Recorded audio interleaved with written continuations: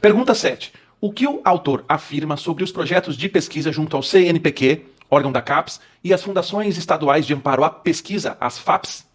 Outro exemplo, o terceiro, de que a pesquisa jurídica não está sendo levada a sério são os projetos de pesquisa apresentados por professores doutores junto ao CNPq ou às fundações estaduais de amparo à pesquisa para obtenção de financiamento.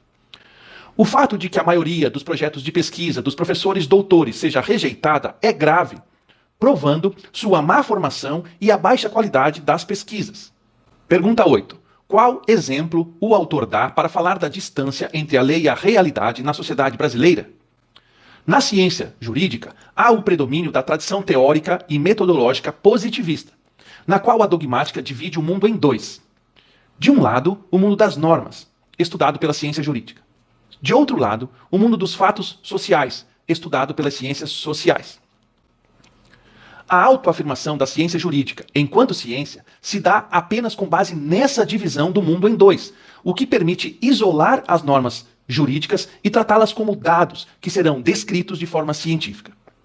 No entanto, essa divisão do mundo entre mundo das normas e mundo social gera o problema da não aplicação, da não concretização e da não efetividade das normas na sociedade, aprofundando a distância entre um mundo e outro. Um exemplo.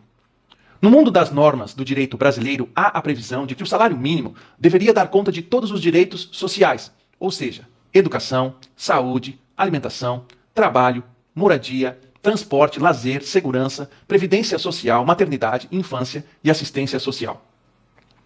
Percebe-se imediatamente que há um verdadeiro abismo entre a previsão da norma e a realidade social brasileira, fazendo com que a norma não seja aplicada. A consequência disso é o isolamento do direito no mundo das normas e o abandono da realidade social brasileira, com todos os seus problemas, que deveriam ser transformados justamente pela aplicação, pela concretização e pela efetividade das normas do direito.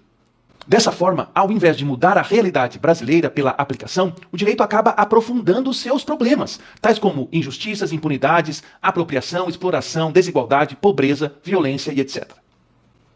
Portanto, por um lado, o direito se isola da realidade e, ao mesmo tempo, por outro lado, abandona essa mesma realidade.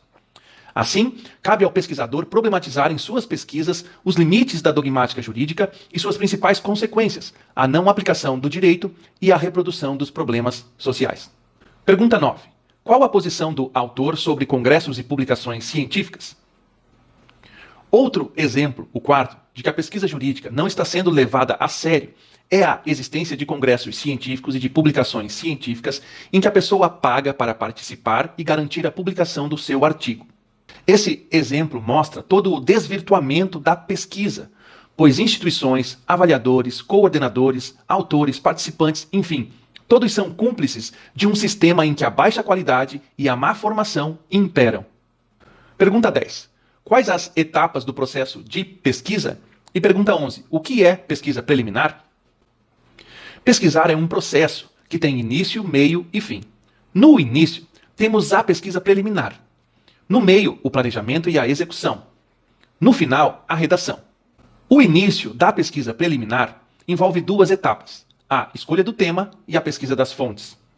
Essas duas etapas combinam a decisão do que eu quero pesquisar com o conhecimento do que outras pessoas já fizeram sobre aquilo que eu quero pesquisar. A escolha do tema é muito pessoal. Se não soubermos o tema, pelo menos sabemos a área. Por exemplo, eu posso não saber exatamente qual tema de filosofia do direito quero e vou pesquisar. Mas ao menos sei que gosto justamente de filosofia do direito. Definida a área ou o tema, parte-se para a pesquisa de todas as fontes possíveis: livros, manuais, artigos, monografias, dissertações, teses, leis, jurisprudências, revistas, jornais, dicionários, etc. Então, saberemos do tamanho das fontes e poderemos selecionar o material para termos uma primeira leitura e os primeiros fichamentos. Dessa pesquisa, seleção e leitura de fontes sobre meu tema é que sairão as informações que irão me ajudar na próxima fase da pesquisa, que é a escrita do projeto. O meio da pesquisa envolve planejamento e execução. No planejamento, escrevemos o projeto de pesquisa com as informações coletadas das leituras da pesquisa preliminar. No projeto de pesquisa, definimos o tema, sua delimitação, sua justificativa, sua problematização, seus objetivos, suas hipóteses, o referencial teórico, a metodologia, o cronograma, os recursos e etc. Sobre o projeto de pesquisa, você encontra mais detalhes nas playlists destacadas aqui abaixo na descrição do vídeo. Ainda no meio da pesquisa, após o planejamento do projeto de pesquisa, deve-se colocar em prática o que foi planejado. Essa é a fase da execução da pesquisa. Aqui, aprofundamos as leituras e fichamentos iniciados na pesquisa preliminar e vamos aprimorando as decisões do projeto de pesquisa. Por fim, chega o final da pesquisa, quando reunimos todos os fichamentos, revisamos o projeto de pesquisa e fazemos a redação final, cujo produto será a monografia de graduação, o artigo de especialização, a dissertação de mestrado, a tese de doutorado ou o artigo de pós-doutorado. Isso tudo a depender do nível em que está a sua formação acadêmica.